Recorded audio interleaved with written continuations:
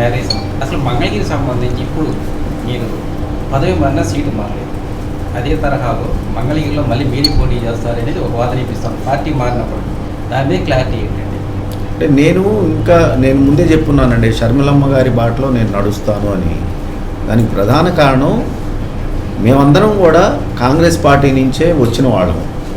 ఇవాళ తిరిగి షర్మిలమ్మ గారు కాంగ్రెస్ పార్టీకి వెళ్తానని చెప్పేసి చెప్పటం, షర్మిలమ్మ గారు రేపు ఉదయం సోనియా గాంధీ గారి దగ్గర, రాహుల్ గాంధీ గారి దగ్గర, మల్లికార్జున ఖర్గే గారు అలాంటి పెద్దలందరి సమక్షంలో ఢిల్లీలో కాంగ్రెస్ పార్టీలో చేరుతున్నట్లుగా మనందరం కూడా వార్తల ద్వారా తెలుసుకుంటా ఉన్నాం.